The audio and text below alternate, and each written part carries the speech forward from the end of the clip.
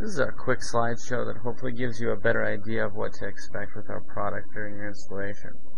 First thing we do is we lay down a half-inch plywood on top of the cabinets and secure it to the cabinets. Then we screw a 1/4-inch thick concrete backboard on top of the plywood.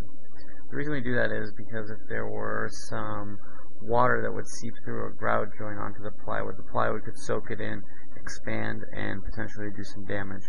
Also, the plywood could just trap the water and foster some mold. Some installers who use our product, they actually use 3/4-inch plywood and then waterproof the top of the plywood instead of using backboard. It's not what we officially recommend, but it is an alternative. When you're laying down the backboard, make sure that your seams don't line up with the plywood seams for added strength. Once you've got that in place, you're going to want to mark the hole for your sink and go ahead and cut it out. You might want to set something up temporarily underneath that future hole so that the piece you're cutting out doesn't come crashing down into that cabinet. Once we've done that, it's important to lay out the tiles just to make sure that we like how everything looks in terms of color and that all the edging lines up pretty well. You might want to move some things around before you actually start laying the stone. But once you are ready to start laying the stone, you need to mix your mortar. To mix the mortar, you'll need an empty bucket, some water, and something to mix it with.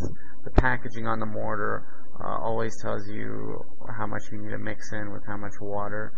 And once you start mixing it, it's just like pancake batter. You just mix it until you get the clumps out. When you're ready, you just flop on the mortar onto the backboard and spread it around using your trowel. You want to be pretty liberal with the amount of mortar you use for two reasons. First is that you don't want any voids underneath the tile that would obviously make weak points.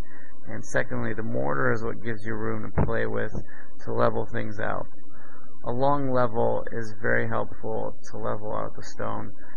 We're using plastic spacers here to get a consistently thick grout line. Now the sink on this project is pretty big, so it sat right on top of the bullnose.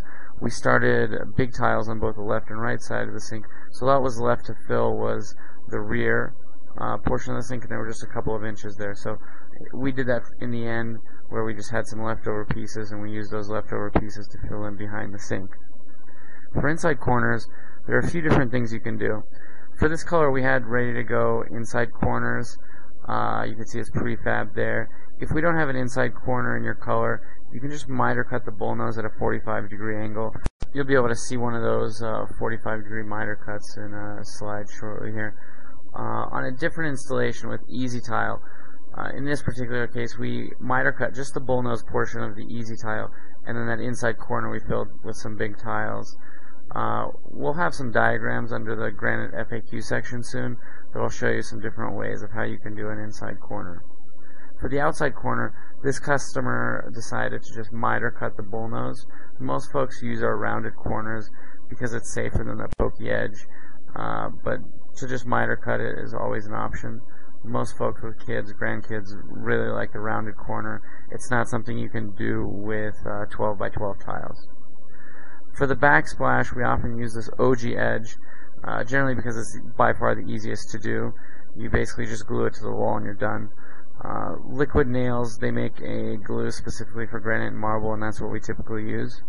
When you're working with the OG edge, it's just like base trim in terms of the angles and the cuts that you need to make. Once the backsplash was done, we were ready for the grout, and before we put the grout in, we actually vacuumed out the cracks to get some sawdust out. This really isn't too important of a step, but it only takes a couple of minutes, so we usually do it. The tool used for pressing the grout into the joints is called a float.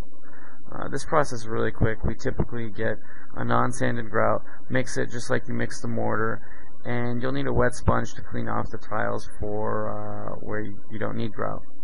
It's a pretty quick and easy process.